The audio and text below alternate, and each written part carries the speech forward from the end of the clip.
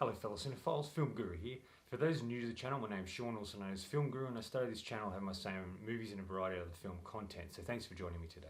I'm continuing to review my favourite horror films of all time for the lead up to Halloween. So today I'll be looking at the classic that is The Exorcist.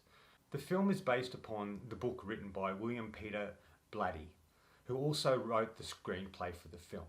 It's directed by the late great William Friedkin, and stars Ellen Burstyn, Max von Sydow, Linda Blair, Lee J. Cobb, Jason Miller, and a variety of others. When a young girl is possessed by a mysterious entity, her mother seeks the help of two priests to save her daughter. Ever since I saw this film, I've been a huge fan. I think this is one of the great horror films, and it's one of the sort of precursors to a lot of possession films that came later. It was sort of really the beginning.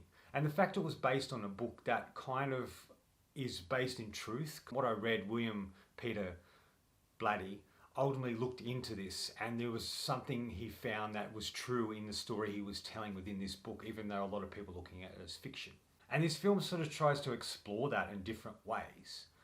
I like the location of the house. I like the creepiness of the film. And I like that on this particular viewing, I started to see a variety of things I hadn't noticed before, such as flashes of the demon or the entity that's trying to possess Regan or is possessing Regan. I think that's because of the director's cut, so there's a lot more put in there than you saw in a theatrical version. And because of that, there's moments in there that I didn't notice before, and I really loved that. I've always really loved the characters in the film. I think the film does a really great way of juggling the variety of characters, especially with Chris and Regan. We see them as a loving sort of mother and daughter, and we get to see who Regan really is, and her personality comes out. But when she starts to be affected by this entity, or affected by whatever it is that's trying to possess her, she starts to act out of character, and I like that. It really is a good introduction to the character before the strange things start. Father Mirren is my favourite character in this film. He's one of the great horror heroes in my opinion. I'd put him up there with Donald Pleasance's Dr. Loomis. There's something really great about these characters, where they've experienced evil before. They know how to deal with it, and they know what they need to do to help these particular people who are suffering because of this particular entity or physical being. And I've always loved him. I think he's a great character, and the extended edition of this film, the director's cut of this film, we really get to see much more of him, especially in the desert, digging up things, and we start to see who he is as a man before we're introduced to him much later in the film. And I really love that. I think that's a really great introduction to this really wonderful character. But what I found much more interesting this time around is, yes, it's still him, but also Father Karras, played by Jason Miller. This character I thought was interesting, but I never really connected to him until this particular viewing. He's a very interesting character. He's a priest, but he comes at things from the psychology point of view. In the film, he's ultimately lost his faith. He feels bad that he hasn't been there for his mother. When his mother ultimately dies, he blames himself for not being there to look after her. So his faith is sort of shattered and broken a little bit when we meet him. And when Chris comes to him to tell him about her daughter, he doesn't ultimately believe it's possession. He thinks it's more psychological. But as he can see the effects that it's having on Chris herself, he starts to question whether there is truth to what she's talking about. There's lines in this particular meeting between Chris and Father Karras where he talks about exorcism doesn't exist, it's just a myth. It's just something that's, that has been made up that's not real. But ultimately through his experience, he starts to come to realize that maybe this whole exorcism and demon thing is an actual literal thing. When he goes to meet Regan and sort of talk to her about what's happening, exposed to something he doesn't quite expect. She's tied to the bed, she's disfigured, there's vomit on her shirt. It's like this is real terrifying horror. And he didn't quite expect that, and it takes him back a bit. But he still tries to work out if this person is actually possessed or if it's psychological.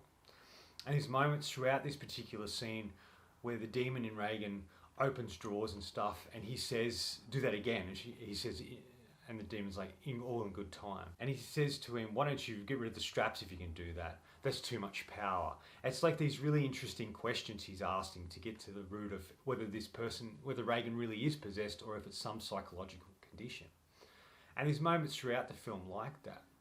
But when things escalate and he goes to his bosses and explains that this is a possession that needs to be really, an exorcism needs to be performed, they won't let him do it by himself, and then they call in someone else, and this is where Father Mirren first appears.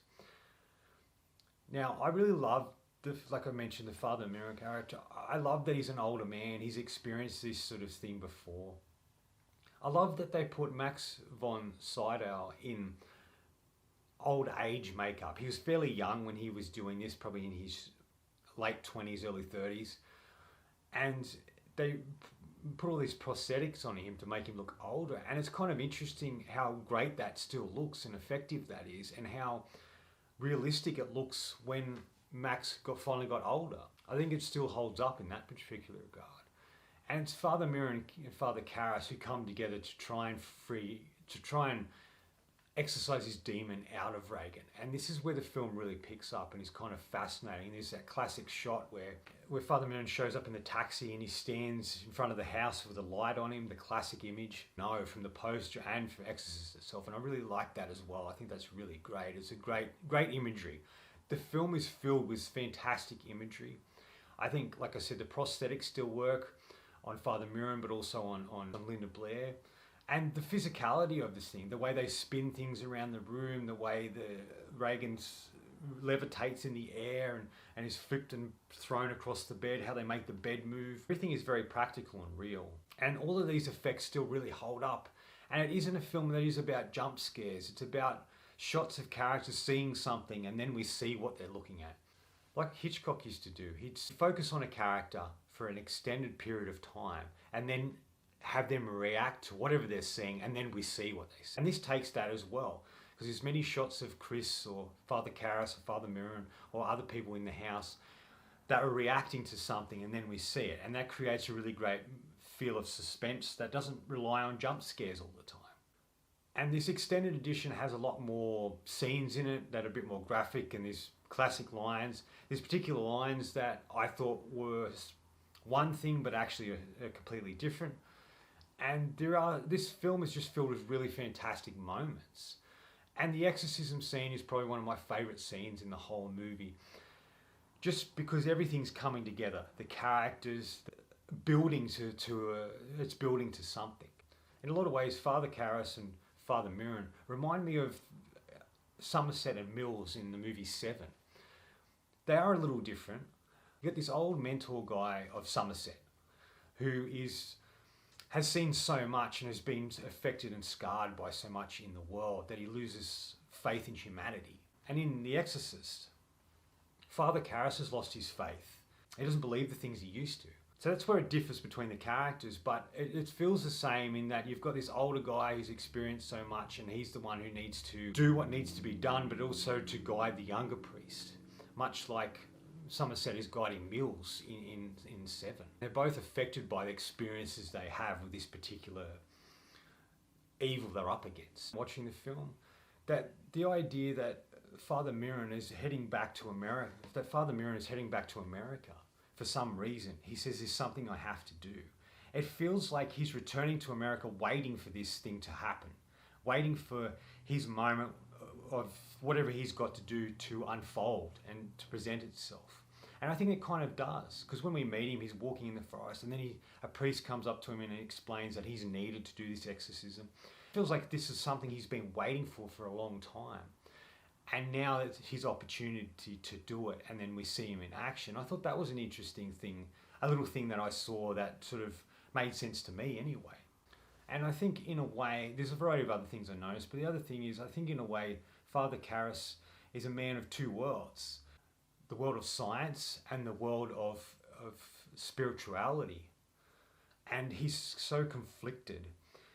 And because he's conflicted, that starts to have an impact on what he does when he's trying to perform this exorcism. And his necklace is torn off. So and then he's possessed and ultimately throws himself out the window and he dies. It really feels like this was what he has to do. I feel that he's still filled with guilt, and this is his one and only moment to redeem himself. And he does it without thinking of anything else than just saving this young girl. And I think when the necklace is torn off him, that was his protection. Once that's gone, then the demon can go into him. And then he can ultimately contain that demon from getting out. And I love that. I think that was a really great moment, and that sort of cements the Father Karras character in a really wonderful way. The only issues I feel with this film is it is a little dated, not by its story or by its acting or anything, but more about its environment. People are smoking inside, the clothing's very different, so it's sort of, it ages pretty well, but you can definitely tell it is of that period of the 70s. The other thing that on this viewing I noticed that I didn't love was with the director's cut. I don't remember how the original ended, but with the director's cut, it's like Reagan doesn't remember anything. Reagan and her mother, Chris, head off, pack up the house, and they're gone, leaving it behind and trying to move forward. And then we're introduced to the father, another priest that we saw earlier in the film. And he gives her, she tries to give back this medallion, the necklace thing that Father Karras had, but he tells her to keep it. I like this. It was sort of like, you may need this more than me. This is a bit of protection. So there's something about that particular medallion that there is something about it that's about protection, because even when Father Mirren finds that particular figure in the desert, there is a necklace very similar to that, as if it's protecting or guarding that. And I think that was something else I noticed that I didn't see before. In the end, he gives the necklace back to Chris, and it's sort of him just looking at this as they drive away. He returns to the staircase where his friend has died and just looks down there. And this is where the detective that's been in the film reappears. And it's sort of this odd moment where they start talking like nothing has happened. And it's kind of this light moment. Now, I know that the film has, at the beginning, is a bit light. And then once it gets going, it gets really intense. But I think that ending with giving her the necklace and them driving off was a much better ending than having this cop come back who didn't serve a huge amount of purpose in the film. For him to have create levity in this moment with the other priest, it just felt wrong to me, and I didn't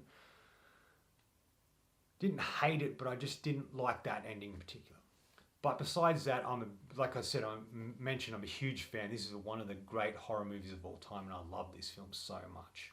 And I would give this film 4.5 out of 5. I think it's great, except for a couple of things. It's a near perfect movie, and it is really well done and captured. And the late great William Friedkin did a fantastic job with this film. Yes, he did a variety of movies, but this is the one he's most known for, and I really love what he did with it. So like I said, I'm going to continue on doing some more reviews of horror films. I'm going to do some slasher films, but I'm also going to look at original films and their remakes, such as Friday the 13th, Nightmare on Elm Street, and Halloween. And I'm going to look at what I loved about the original and how I looked at the particular remake and what I felt they did effectively with that particular remake and what they didn't. Anyway, that's all from me today. Thanks for watching. I hope you enjoyed this video, and if you did, please subscribe down the bottom, follow me on Letterboxd and Facebook. Otherwise, until next time, enjoy the movies.